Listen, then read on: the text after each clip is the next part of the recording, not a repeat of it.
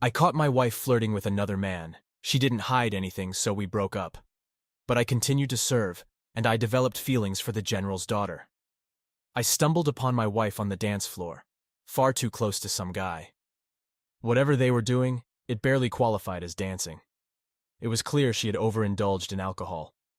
I swiftly pulled her arms off his shoulders and began guiding her away. "What's going on here?" the guy she was dancing with demanded. "I'm her husband, and we're heading home," I replied. His initial stance of defiance faded quickly. "Take her. She's all yours," he muttered dismissively. "She's no fun in bed when she's drunk anyway." "And when she's sober?" I inquired. "Then she's amazing. Just ask around, everyone knows she's top-notch," he responded. Someone opened the door as I carried her out to my truck, and I drove straight to her parents' house. I laid her down on her old bed. She was already out cold, probably long gone even while still on the dance floor. Without saying a word, I left. Ruth is my older sister. Esther Jacobs is the other, and my brothers are Adrian and Henry Payne. I'm Lewis Payne, raised by devout parents in rural Tennessee. We grew up attending church regularly, with little exposure to TV or radio, and the only book in our home was the Bible. We were raised in modest circumstances, determined to carve out a better life for ourselves. Leaving our small hometown after high school was a shared goal for all of us. Ruth and Adrian made their way to Nashville, while Esther and Henry stayed closer to home in Madisonville. College wasn't an option for any of us. Ruth found work as an assistant cook in a diner, and Adrian, despite facing challenges in truck driving school, succeeded with the help of a dedicated instructor. He eventually landed a job driving for a well-known musician in Nashville, a role usually reserved for more experienced drivers. Adrian thrived in his new career, thanks to his outgoing personality. After high school, I received a 4-year Army ROTC scholarship to Vanderbilt University, and was commissioned as a second lieutenant upon graduation. My first assignment took me to Korea, where I spent 13 months before returning home for a 30-day leave. I then reported to Fort Campbell, Kentucky. During my leave, I visited family and spent time in Nashville with Ruth. Adrian was on the road, driving for a music star. While staying with Ruth, I met her boyfriend Gerald Thompson and his sister Debbie. Debbie and I started dating, and by the end of my leave, we were in a serious relationship. Since Fort Campbell was close to Nashville, we spent a lot of time together. We became close on our 4th date, and it soon became a regular part of our relationship. 18 months later, we got married. After our time at Fort Campbell, we were transferred to Germany. The move was a big adjustment for both of us. Debbie joined social clubs, learned to play bridge, and we traveled across Europe. During the last few months of our tour, Debbie developed a taste for European wine. Having been raised in a home where alcohol was absent, I never developed a liking for it. Our next posting brought us back to Fort Campbell, which made both of us happy.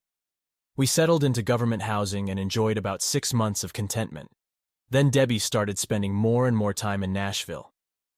What began as weekend visits gradually turned into extended stays. By the end of the year, she was practically living with her parents. I would visit on weekends, and one Friday, I arrived early only to find that Debbie wasn't home. Her parents didn't know where she was. I had shown up just after lunch, having finished work early. Debbie's mother explained that they hadn't expected me so soon.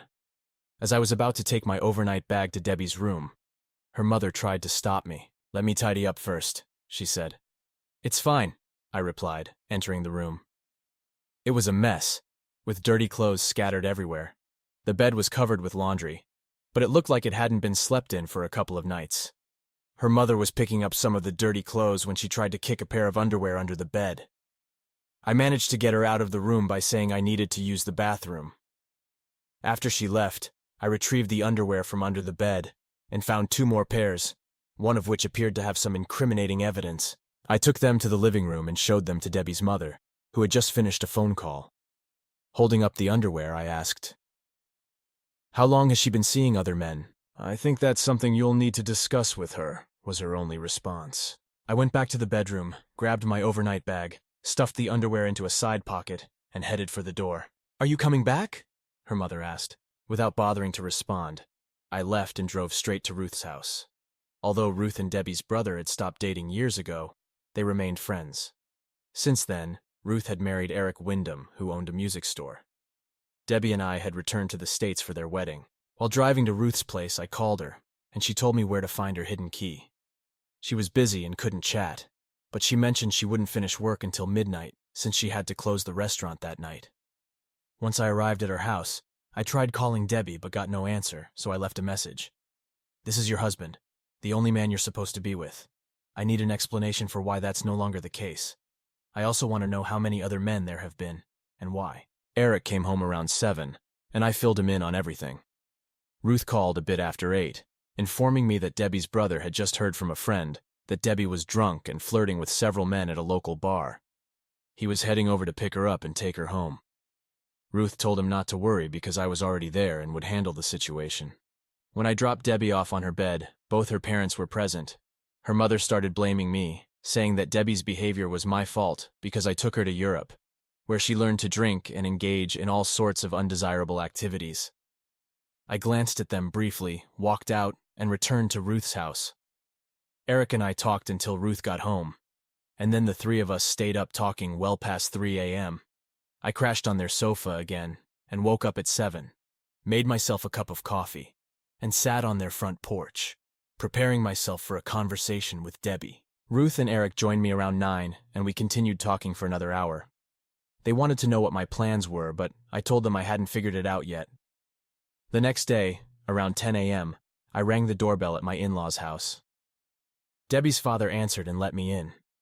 Debbie was on the sofa, sipping a cup of coffee. I approached her and placed the stained underwear on her coffee cup. She picked them up, threw them on the floor, and took another sip of her coffee. "Why?" I asked Debbie. Before she could answer, her mother interjected, "You don't need to answer that, sweetie."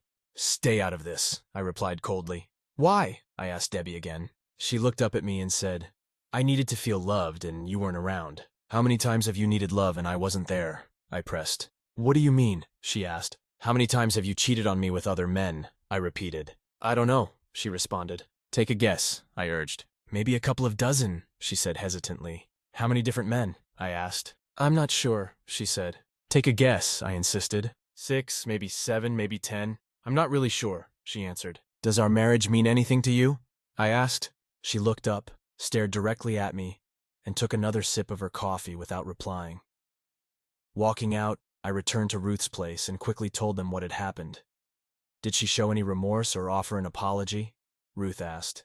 "Nope," I replied. "Wow, she's really cold-hearted," Ruth said. "I thought the same thing," I agreed. With no reason to stay in Nashville, I decided to head back to Fort Campbell on Sunday afternoon.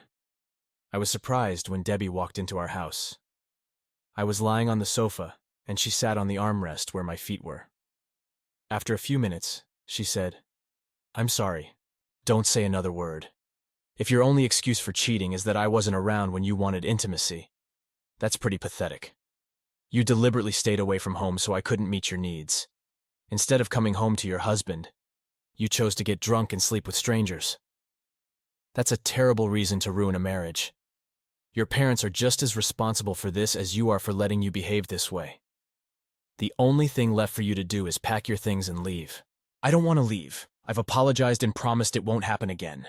"I don't care if it happens again or not. To me, we're no longer married, so you can do whatever you want with whomever you want. All I care about now is you leaving." I picked up the remote and turned on the TV. She snatched the remote from my hand and hit the mute button. "I'm not leaving. You're my husband and this is my house," she said, throwing the remote back at me before walking out of the room. While she prepared dinner, I made myself a sandwich and ate it in the living room. She stayed in the kitchen and ate whatever she had cooked. When bedtime came, I took my shower and went to bed. She followed, took a shower, and tried to snuggle up to me as closely as possible. I turned away. "Do you honestly think I would sleep with you after you've been with 6 or 7 or 10 other men?" I apologized, she said. "And you think that makes everything okay?" "Yes. You really need help. I can't stop you from sleeping in this bed, but I don't have to stay here and think about all those other men being with you." I went to the living room and slept on the sofa. When I woke up, she was sitting in a chair watching me. I ignored her, took my shower, shaved, put on my uniform, and went to work. After checking in at work, I spoke with my commander and updated him on what was going on. He advised, "If I were you, my first move would be to see an attorney. Take all the time you need." That day, I consulted with several lawyers before choosing Kirby Dickinson, a retired Army lawyer who understood the unique challenges faced by military personnel. What exactly do you need from me and why? He asked. I need your advice because I'm completely lost, I replied. Are you interested in trying to save your marriage? He inquired. No, I said firmly. Why not? He pressed. Because she cheated, and I can't accept that in a marriage. How do you know she was unfaithful? He asked. I explained the situation to him. That kind of information doesn't hold much weight in court, Lieutenant, he said, noting that I was now a first lieutenant. She could claim to have slept with the Army and Navy football teams in front of a packed stadium and then deny it in court. Unless you have concrete evidence, a judge might believe her story. He shook his head. Those are just the facts. After a pause, he continued. So, since you don't want to save the marriage, I'm guessing you're looking for a divorce. Is that correct? Yes, sir. That's right, I answered. And you probably want to make things difficult for her, correct? Yes, sir. You're right again. Great. I appreciate it when clients agree with me. It reinforces what I already know. And what's that? I asked. That I'm a smart son of a gun, he said with a grin. We both laughed. Here's my advice, he continued. If she's living with you, give her the cold shoulder. Ignore her no matter how much she screams, yells, or throws things. Hopefully, she'll decide to leave. Either to go back to her mother, her boyfriend, or somewhere else. When she's gone, she'll probably return to her old ways and find someone new to sleep with. All we need to do is have someone there to record it. Even if the judge rules that we can't use the video, it will still show that you're telling the truth about her infidelity. I'm pretty confident that the court will rule in your favor. That's how it usually works in Kentucky. The downside to this plan is that we need someone available around the clock to film her activities, which won't be cheap. However, I'm confident this will benefit you in the long run. Are you on board with this? Absolutely, I replied. Good. First, write a check for my fee and then another for the private detective I'll arrange for you. Although I felt reassured, I also felt poorer when I returned to my office that evening. At 6, Debbie called, but following Kirby Dickinson's advice, I didn't pick up. When I got home after 10, Debbie was there waiting for me. How long is this going to continue? I've apologized. Let's just go back to our normal life, she said. Ignoring her, I headed straight for the shower. 20 minutes later, as I settled into bed, I heard her car drive away. Getting up, I checked our shared closet and saw that most of her clothes were missing. I went back to bed and fell asleep. The next morning, I contacted Kirby Dickinson and informed him that Debbie had left, likely heading to Nashville. Excellent. I have connections there. Do you know where she might be staying? I gave him her parents' address. Perfect. Let's proceed, he said. In less than a week, I received a video showing her with 2 men. Within 48 hours of receiving the footage, she was served with divorce papers citing adultery. Less than an hour after she got the papers, she called me crying and begging for forgiveness. I ended the call without saying a word. I kept my boss updated on the situation. He had experienced something similar years ago. The key difference being that his wife cheated on him while he was deployed in a combat zone. Cheating on a spouse in a war zone is undoubtedly one of the worst betrayals. Next, I informed post-housing that I was leaving the quarters. The following day, I moved into the Bachelor Officers' Quarters, BOQ. 3 days later, Debbie called, saying she couldn't get into the house. I told her it was no longer our home. I had moved out because she had abandoned me, and as a single officer, I wasn't entitled to post-housing anymore. But we're still married, she said. I chuckled and ended the call. I figured she'd probably head back to Nashville. As I've mentioned before, I don't drink alcohol. Growing up in a strict household, I never developed a taste for it, and that didn't change as an adult. The same goes for swearing. I never got used to using bad language. I don't mind if others drink or curse, but it's just not my thing. Similarly, I'm not into dancing. However, that night, I used every swear word I knew, and probably invented a few new ones as I watched the video of my wife with 2 men. I played the video on my computer. It began with her on a crowded dance floor, behaving in ways meant for private spaces, like bedrooms. She was occupied with both men, using one hand on each of them. The scene continued for several minutes before they left the dance floor, exited the building, and got into a car. The detective followed them to a rundown motel. He circled the area until he found a room with the window open. They quickly got undressed and got to the point. Watching my wife undress in front of 2 men felt surreal, but it was nothing compared to what followed.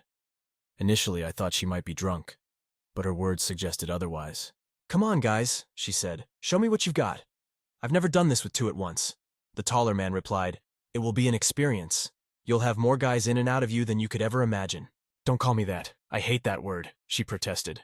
The shorter man stepped out of his shorts, walked over to her, grabbed her hair, and yanked her head back. You're going to do what I say, he said. She complied. The tall man grabbed her hair, pulling her towards the bed. They lay side by side for several minutes before the short man spoke again. That wasn't bad. Do you want more? He asked. They continued their activities, ignoring any discomfort she might have felt. After a while, the moaning started, and she seemed to be moving to their rhythm.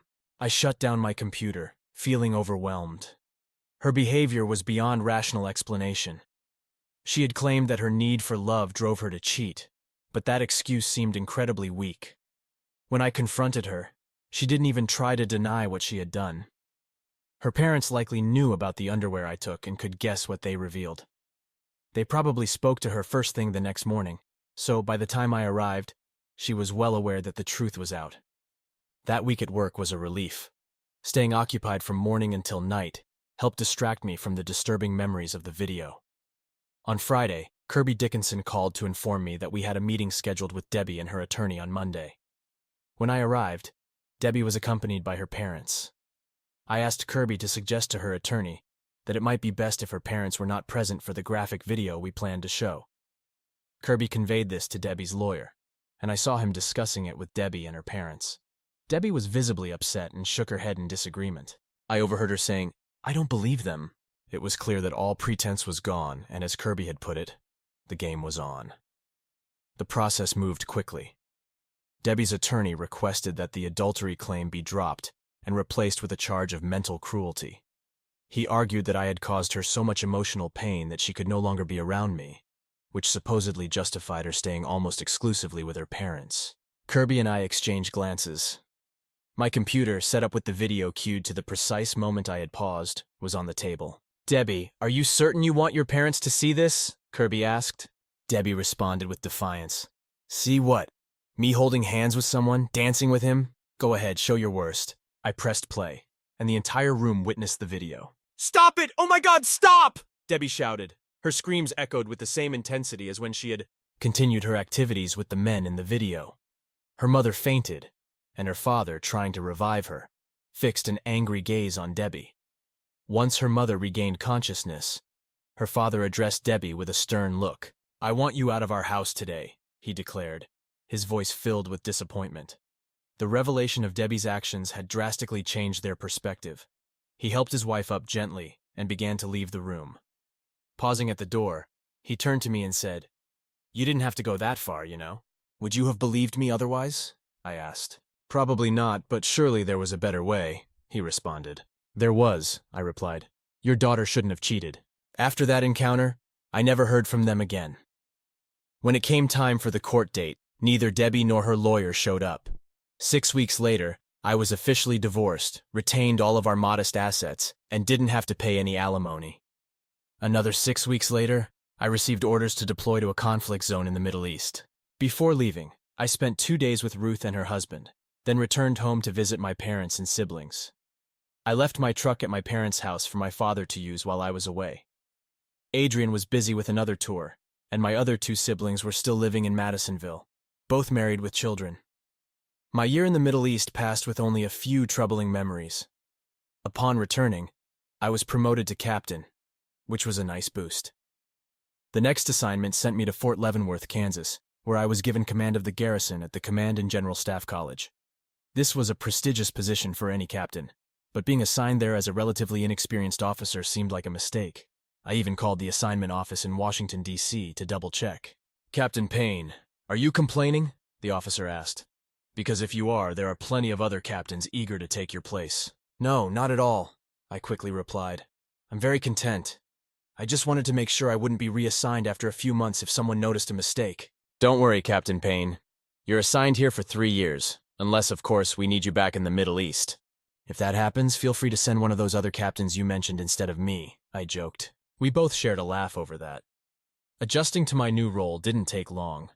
Having an experienced first sergeant to handle day-to-day operations made things easier. One Saturday, I was at the Post Auto Repair Shop.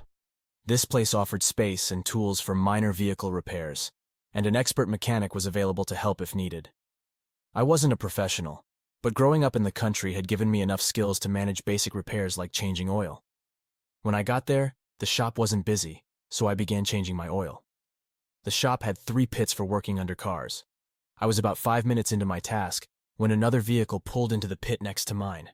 I didn't pay much attention until I heard a frustrated feminine voice say, "Goddamn piece of crap!"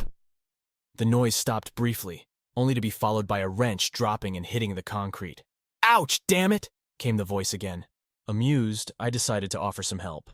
I tightened the drain plug, climbed out of my pit, and went over to the adjacent one. The woman was wearing coveralls that were a bit too large for her. "Need some help?" I asked. She glanced at me, and I could tell that beneath the oil-smeared face, she was probably quite attractive. Spitting out some oil, she said, "Why do you assume I need help? Is it because I'm a woman, and women supposedly can't change their own oil?" "Not exactly," I replied.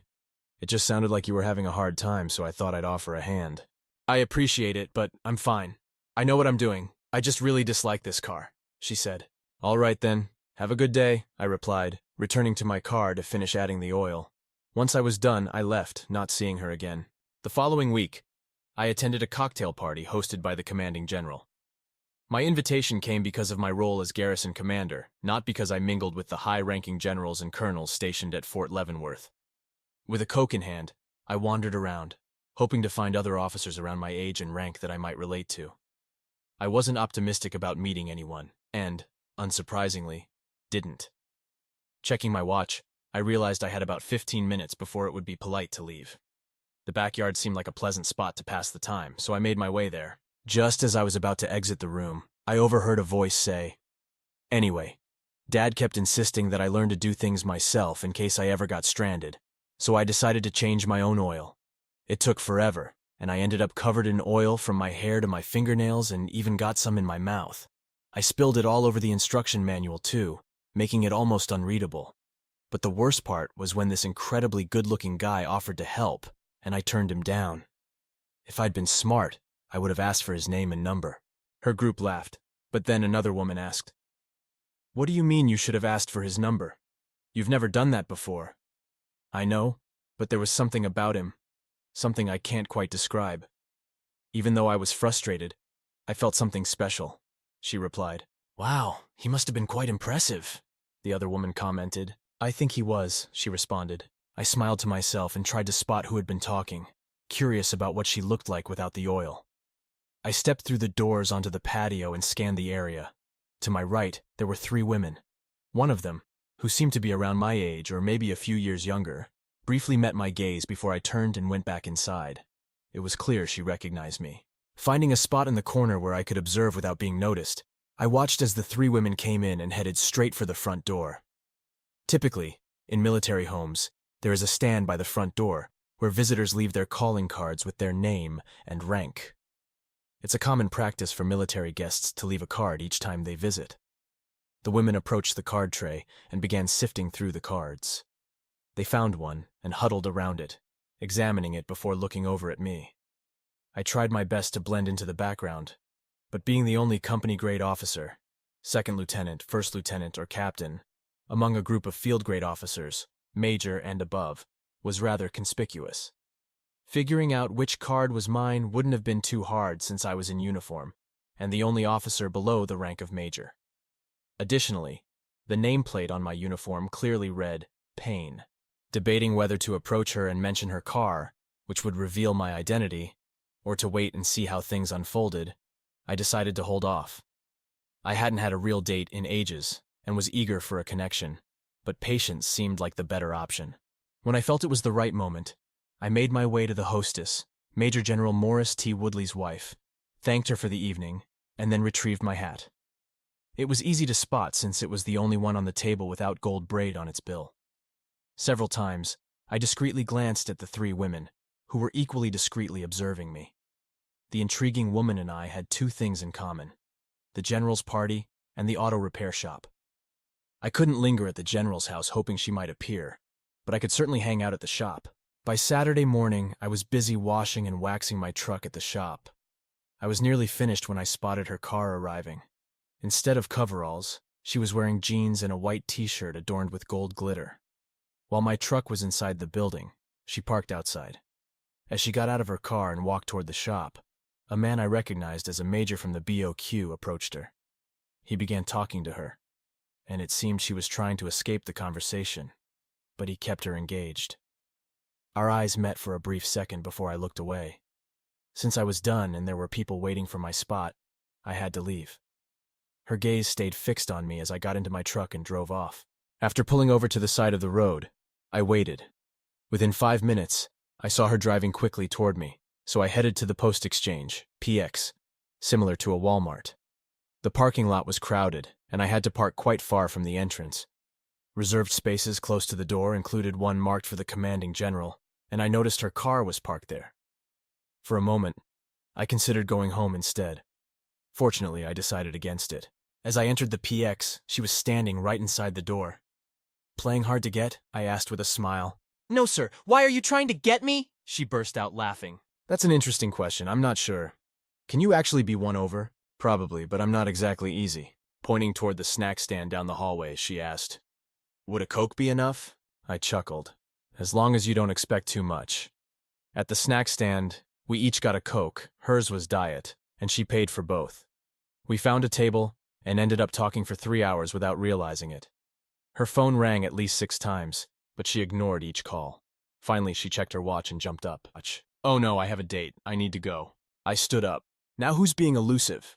We walked to her car, and she drove off to meet her date. Having not enjoyed a good meal in a while, I decided to head to the officers' club. Their prime rib was known to be outstanding. I went back to my BOQ, relaxed for a bit, showered, put on a civilian suit, and made my way to the club.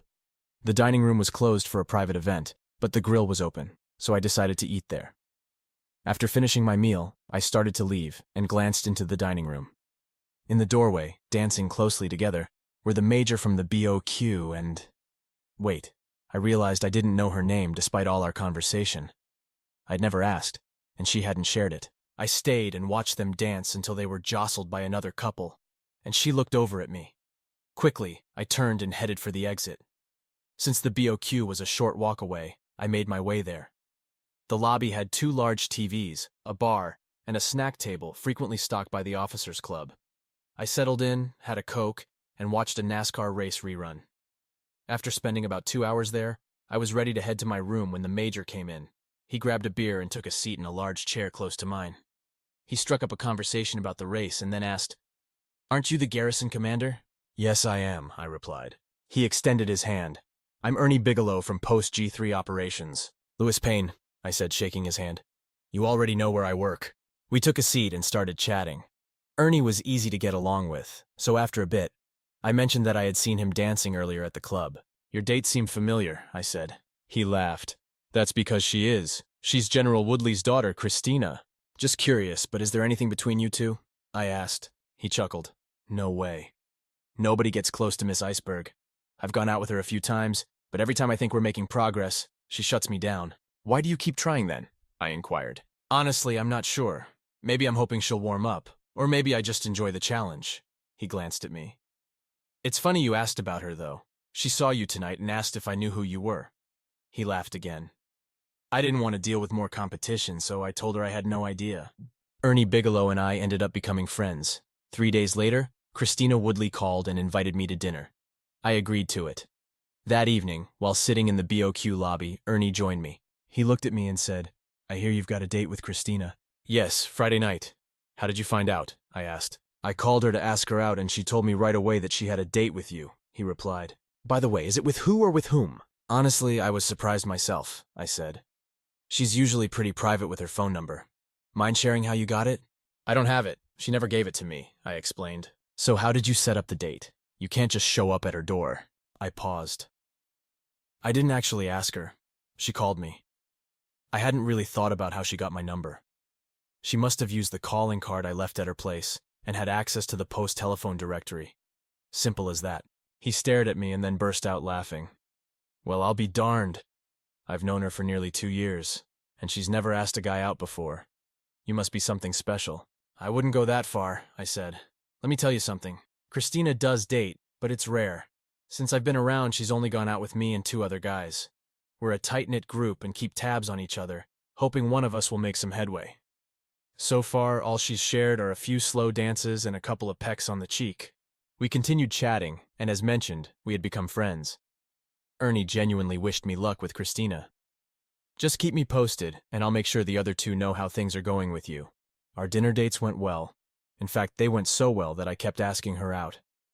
Ernie eventually found out he was being transferred to Korea and invited Christina for a farewell dinner. She turned him down, saying, according to him, "I really like Louis, Ernie. I like him a lot. I don't want to mess things up." I always picked Christina up at her house for our dates, interacting with both her parents. They didn't seem to dislike me, but they weren't exactly warm or welcoming either. After dating Christina for 6 months, I had managed to reach what you might call second base, which for us meant touching her top. She mentioned that no one else had ever gotten that far with her. In the 7th month of our relationship, I got orders to return to the Middle East. I called my branch to confirm. I thought I was on a 3-year stable assignment. I told the assignment manager, "You were, Louis. But something must have gone wrong because we've been instructed to reassign you immediately. You need to be in country in 2 weeks. 2 weeks? That's really quick. Everyone usually gets at least 30 days. I reached out to Christina, and she was even more distressed than I was. After talking for a bit, she ended the call by saying, "I love you, Louis." She had never said that before. The next evening, I was packed and set to leave the following morning. Christina was coming over to say goodbye when I heard a knock on my door. I opened it and found her standing there. She came into my embrace, and we shared a kiss. "My father did this," she said abruptly. "Did what exactly?" I asked. "He's the reason you're being shipped out. Why would he do that? He knows how much I care about you, and he's afraid of losing me. Eventually, he will lose me, either to you or someone else. Whether it's to me or another person, it will happen." "What do you mean by someone else? There's no one else right now." There will be if I don't come back, she said, holding me tighter. "Don't talk like that," she said. Then she pulled away slightly and looked at me seriously. "Marry me." "What are you talking about?" I asked. "Marry me. That will really get under his skin." I chuckled. "Marrying me just to upset your father isn't a good reason to get married." She released me and sat down in a chair. "Then I'll just stay here tonight. That would really drive him crazy." I laughed again. "I'd love for you to stay, but after fighting with your father, where do you think the MPs will look first if you don't come home? Let's go to a motel off post then." I knelt in front of her. "I love you too much to have our first night together be about revenge or hiding. It should be a moment we're proud of and want to share with the world." She cupped my face, kissed me, and laughed. "I've already done that. Everyone at Leavenworth knows I love you, especially my father. That's why he had you reassigned." As we sat close together in the chair, the temptation was strong. It had been a long time since I'd had intimacy, and here was a 26-year-old woman ready to be with me. However, I wanted our first time to be special, and this didn't feel right. Our kissing was interrupted when her phone rang. "Hello, Mom," she said, putting the call on speaker. "Where are you?" I heard her mother's voice ask. "At the BOQ with Louis. When are you coming home?" "Not until Louis leaves tomorrow." "Tomorrow?" She glanced at me with a smile. Her mother gasped sharply. "You know your father will be furious, don't you? He's already done his worst, Mom. Having Louis transferred was his way of hurting us." "What should I tell him?" "Tell him that I'm an adult and I'll make my own decisions. Goodbye, Mother." "You realize that the MPs are probably on their way by now," I said. "I don't care," she replied. "That's easy for you to say since you'll just go home. But I'll be the one facing jail time," I said. She threw herself into my arms, and we embraced and kissed passionately for a long time. Then she gazed deeply into my eyes. "I love you. You know that. I've never been in love before." "I'm aware that you love me too," I replied. "Would you like to hear how I know?" "Yes," I answered. "Apart from the 2 times you've touched me, you haven't tried to go any further. That shows me you respect me and aren't rushing things. We both understand that it will eventually happen. You will be the first man to make love to me." She began unbuttoning her blouse. Once it was fully unbuttoned, she slid it off. Then she reached behind her back and unclasped her bra, removing it without hesitation. Pulling me closer, she guided my head towards her. I had only touched her before, never kissed her. "No one has ever done this before," she sighed breathlessly. "I want you to remember this and come back for more." I kissed and gently sucked until I finally pulled away. "We need to stop now, or we won't be able to stop at all," I said. "I understand, but I didn't realize it would feel this amazing," she replied breathlessly. She put her blouse back on, but left her bra off. "Just remember that these are mine. No one else should see or touch them," she said, smiling. She kissed me and stood up. Picking up her bra, she walked over to my duffel bag. Since I hadn't zipped it up yet, she carefully folded her bra and placed it inside. After looking at me one last time, she left, tears streaming down her face. The next morning, I was waiting for Major General Woodley when he arrived at his headquarters. I was there to open the door for him when his driver pulled up. He seemed surprised to see me, though he knew who I was. "Why are you here, Captain?" he asked. "I'm here to tell you exactly what kind of cowardly father I think you are. Sure, you might be a good general, but as a parent, you're failing miserably. You can send me anywhere you want, even to the federal penitentiary across the installation. But I'm going to speak my mind. I care deeply for your daughter, and she says she loves me too. That might be new to you, because if I'm reading the situation right, she's never been in love before, and that terrifies you. You're worried that one day you'll lose her to another man. It could be me, Ernie Bigelow, a private in boot camp, or some civilian doctor. But eventually, she'll leave, and I hope it hurts you as much as you've hurt her by using your influence to have me transferred. When you see her at dinner tonight, I want you to remember that you've broken her heart. You've caused her pain, and she might forget about me over time, which I'm sure is what you want. But she will fall in love again, and each time she does, you'll lose a piece of her until you're left with nothing but her hatred." I didn't even give him a salute as I walked away. I fully expected to be stopped, detained, and thrown in jail as I left the post. But none of that happened. Instead, I drove to my sister Ruth's house, then on to visit my parents. I planned to leave my truck with them while I was away. I packed my few personal belongings into storage. I spent a day with Ruth. During my visit, she filled me in on what had happened with my ex-wife. Apparently, she was so obsessed with intimacy that she turned to stripping and selling herself on the side. Her parents disowned her after they saw the video of her with 2 men and never spoke to her again once she moved out. Even Ruth's former boyfriend, who was her brother, cut ties with her. She had been arrested at least 3 times for prostitution and drug dealing and was currently in jail. After leaving Ruth's, I spent 3 days with my parents. I spoke with Christina multiple times before I left and learned that on the day I departed from Leavenworth, she moved out of her parents' house and into a furnished apartment in town, which really upset her father. She refused to talk to him, and according to her mother, he was torn between anger and hurt. When I arrived at the departure point and checked in, the sergeant behind the counter reviewed my orders, then excused himself to consult with someone in the office behind him. A few minutes later, he came back with a first lieutenant.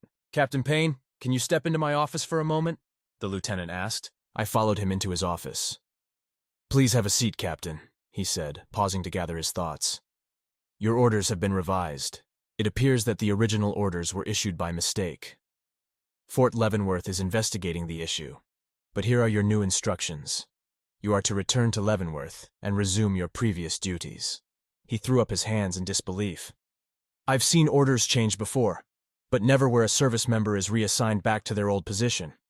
On top of that, we received this yesterday by personal courier, specifically to be delivered to you." The lieutenant handed me a sealed envelope with the return address of the commanding general, Fort Leavenworth, Kansas. "Congratulations, Captain. You're going back home," the lieutenant said. Stepping outside, I opened the envelope. Inside was a brief note that simply read, "You were right," signed Woodley. I quickly called Christina, and she picked up on the first ring. "Where are you?" she asked. "I'm heading home. Did you know they canceled my orders?" "No way, what happened?" she responded. "Seems like your father had a change of heart. I'm going back to Leavenworth." "Oh my God! How soon can you get here?" "In a couple of days. I need to pick up my truck first, then I'll drive from there." "Come quickly, sweetie. I'll start looking for a bigger apartment." I made record time on my way back. We stayed on the phone for the last 50 miles, and she rushed out to meet me as I turned onto the street where her apartment was. The truck had barely stopped when I jumped out and into her arms. We kissed and hugged, oblivious to the traffic weaving around us. Military towns are used to these emotional reunions happening in unusual spots. After a few minutes, we managed to calm down and head inside, where we continued to kiss and embrace. Once we had settled down from the initial excitement, we sat together on her sofa and talked. She had spoken with her mother, but not with her father yet. Her mother didn't know about the change in my orders, but seemed genuinely pleased for her daughter when she found out. I showed her the brief note I received from her father. "What does this mean?" she asked. I explained what happened when I met him the morning I left. "I'm amazed he didn't have you arrested for speaking to him like that," she said. "Me too," I agreed. I bet it went against everything he believes in to change your orders, she said. He didn't do it for me. He did it for you because he loves you and is struggling to accept that he's no longer the only man in your life. Her gaze was filled with nothing but love. I looked back at her, stood up, and pulled out the ring I bought in Tennessee when I picked up my truck. Kneeling down, I held out the ring. Before I could say anything, she started crying. Christina Louise Woodley, will you marry me? Without hesitation, she dropped to her knees, extended her left hand, and said, "Put it on my finger." Once the ring was on her finger, she responded, "Yes, Louis Payne. I will marry you and love you until the day I die." The kiss we shared was transformative. It resonated deeply within me, and I felt a certainty that I would spend the rest of my life loving her. Every man believes his partner is the most beautiful and perfect, and I was no exception.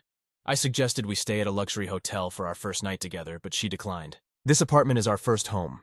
I want our first night to be in our first home," she said. She had arranged everything for my return, doing it in her own special way. For our first meal in the apartment, we enjoyed champagne, pâté, and chocolate-covered strawberries. I even had some of the champagne. She wanted to enjoy a bubble bath before the evening began. After her bath, she emerged wearing a baby blue outfit that included underwear and a cover-up that perfectly complemented the ensemble. As she went about opening the champagne and arranging the pâté, I took a quick shower. When I entered the bedroom, I wore nothing but a bathrobe. We settled on the bed to eat and drink. Every now and then, we shared kisses. Gradually, the food was set aside as our kissing grew more intense until the tray of food was completely forgotten. Standing next to the bed, she undid the belt of my bathrobe. Holding the robe closed, she gazed into my eyes. "This is the first time I've ever undressed a man, Louis. I always wanted it to be with the one I truly love, and that's you.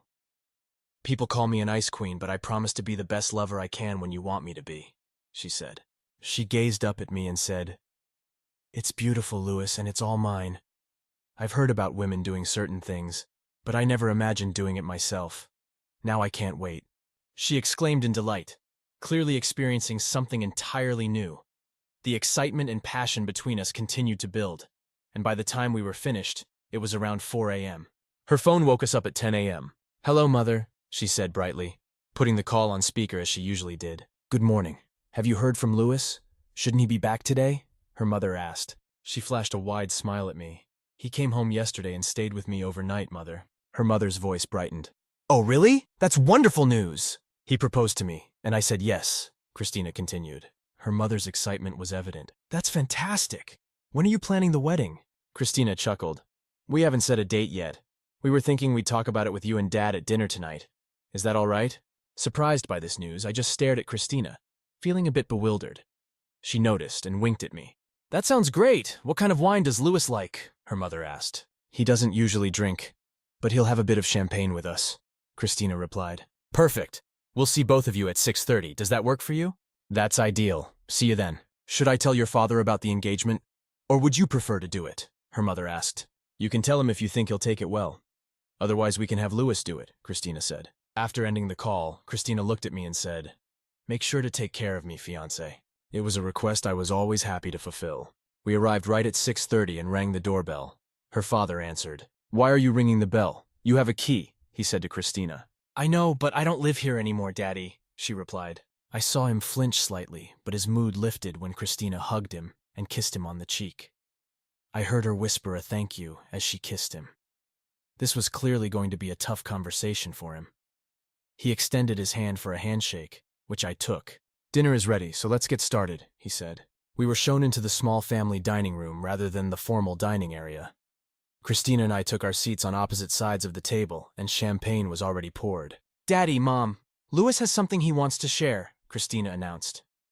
I took a deep breath and began. "First, General Woodley, I want to express my gratitude for your help with getting my orders changed." I phrased it that way, fully aware that he was responsible for both the original orders and their reversal. "Secondly, General Woodley, Mrs. Woodley, I want you to know that I love your daughter and have asked her to marry me." "And I accepted," Christina said, extending her hand first to her mother and then to her father. Her mother was overjoyed and beamed with happiness. Her father, clearly instructed to handle the situation gracefully, managed to maintain his composure and even proposed a toast. After the meal, Christina and her mother left to start planning the wedding. Meanwhile, The general and I went to the library, where he poured us each a glass of port. I know you only drink on special occasions, and it looks like tonight qualifies as one, he said, handing me the glass. Congratulations, Lewis. You've achieved something I hoped I wouldn't see. After taking a sip, he motioned for us to sit. I always expected this would happen eventually, but he shifted his tone as he continued. You were right about me. I thought I knew what was best for my daughter, but seeing the way she looked at you during dinner made me realize how wrong I was. My only request is that you take care of her and love her forever, just as you do now. You can count on that, sir. I would never do anything to hurt her, I assured him. I believe you, he replied. However, there's one issue I'm struggling with. What's that, sir? I asked. I'm not comfortable with the idea of you two living together before the wedding, he admitted. It was clear Christina's mother had mentioned this to him. There's not much room for negotiation on that, sir, I said. I figured as much, but I thought I should at least mention it, he said with a sigh. 6 months after that dinner, Christina's father retired and took on a new role as the CEO of a major auto parts division. 2 months later, Christina and I were married. She was visibly pregnant as she walked down the aisle. My brother Adrian made an appearance with his Nashville superstar, who gave an unexpected performance at our reception. He also gifted Christina's parents with copies of all his CDs. Since my parents only listened to gospel music, Adrian brought them several copies of his gospel recordings. The day after we got back from our honeymoon, Ernie Bigelow gave me a call. He congratulated me and mentioned that he had won $1,000 from the other 2 guys who had dated Christina. They had bet him that I would mess things up like they did, but Ernie disagreed and ended up making some money. 2 months after the wedding, we welcomed our son, Jason Richard Payne. 6 months later, I decided to leave my military career and started working for my father-in-law. From the moment he could walk, Jason became very close to his grandfather. They were practically inseparable, and my father-in-law often felt envious when we visited my parents with Jason. During one of our trips to Tennessee, my sister Ruth updated me on my ex-wife's life. Her career was going well until she got caught mailing some of her work. The federal authorities don't tolerate that, so now she's facing a prison sentence of 3 to 5 years. One weekend, while Jason was at his grandparents' lake house, Christina and I had the house to ourselves. We were cuddled up on the sofa watching a movie when she turned to me and asked, Louis? Yes, I replied. Do you enjoy being a father? Absolutely, why do you ask? Would you want to have another child? I leaned back and studied her. Are you trying to tell me you're pregnant? She placed her hand on my lap and started rubbing it gently. No, but I would like to be.